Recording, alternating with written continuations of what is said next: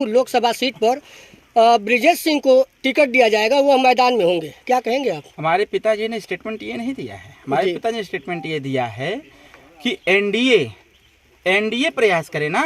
हमको क्या प्रयास करना है? हमको गाजीपुर सीट चाहिए भी नहीं। हमको जो सीट चाहिए वो सीट पर तैयारियां चल रही हैं। सुहेलदेव भारतीय समाज पार्टी एनडीए का हिस्सा है और 80 सीट की तैयारी कर रही है। 80 सीट पर हम लोगों को विजय पताका लहराना है। बाकी रण का मैदान है, कौन हारेगा कौन जीतेगा वो बात की बात है, लेकिन हमारी तैयारी 80 सीट पर है। कौन चुनाव लड़ेगा, ब्रिजेश सिंह लड़ेंगे कि धनंजय सिंह लड़ेंगे कि कौन लड़ेगा, इसके बारे में हम नहीं बता सकते हैं। सुहेलदेव भारतीय समाज पार्टी कभी भी इसके पक्षधर नहीं है कि ऐसे साथियों को जो है लाया जाए। वो एनडीए के भाजपा में उनके लोग एमएलसी हैं, वो अपना बतिया में ना। सुहेलदेव भारतीय समाज पार्टी को चुनाव लड़ाना होगा गाजीपुर से, तो हम अपने प्रमुख जी को लड़ाएंगे।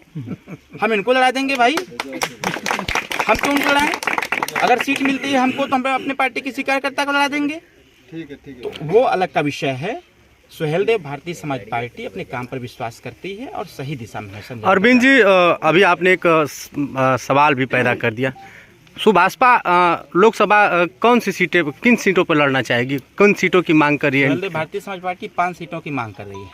पूरा पूर्वांचल की 5 सीटें हैं और उन 5 सीटों में वो भी सीटें हैं जो सीटें अभी विगत समयों में भारतीय जनता पार्टी हारी हुई है।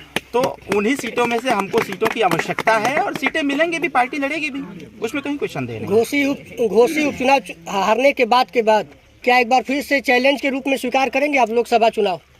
महाराज, सुहेलदेव भारतीय समाज पार्टी किसी को चैलेंज मानती ही नहीं है।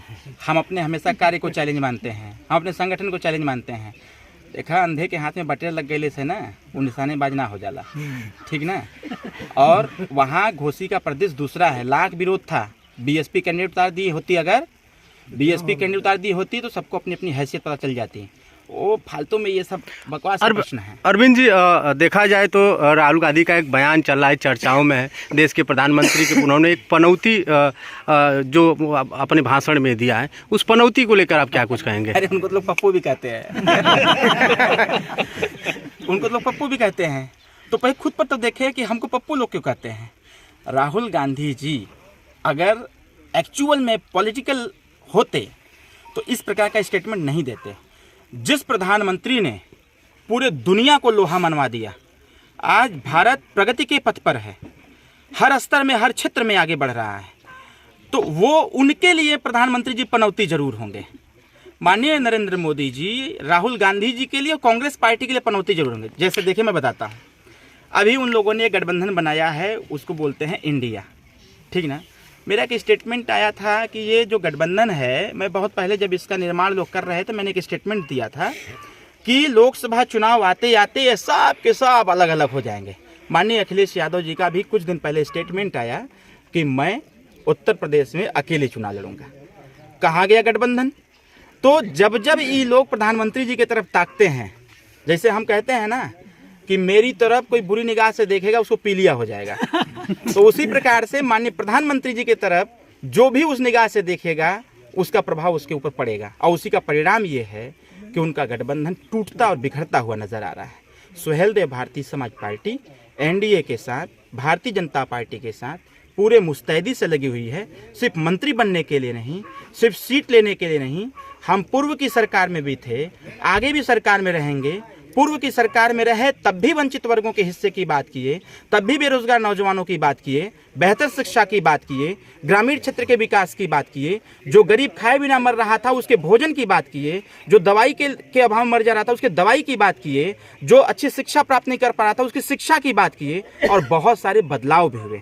उन बदलाव को देखते हुए अगर भारतीय जनता पार्टी ने इस चीज को कहते हुए पाया गया है कि ओम प्रकाश राजभर इंपॉर्टेंट है हमारे लिए, तो ओम प्रकाश राजभर देश हित में उनके साथ खड़ा है और आने वाले समय में मंत्री बनावे चाहे मत बनावे, ओम प्रकाश राजभर विचारधारा की लड़ाई लड़ता है, गरीब कल्याण की बात करता है, वो भी अंतिम व्यक्ति। हम किसी अमीर की पैरवी नहीं करते, हम उनकी बात करते हैं कि जब हम गांव में जाते हैं तो बूढ़ी माँ, 90 साल की बूढ़ी माँ जब लाठी लेके आती है और एक बात कहती है कि बाबू हमारा आवास अभी तक नहीं बन पाया, हम उसकी लड़ाई लड़ते हैं।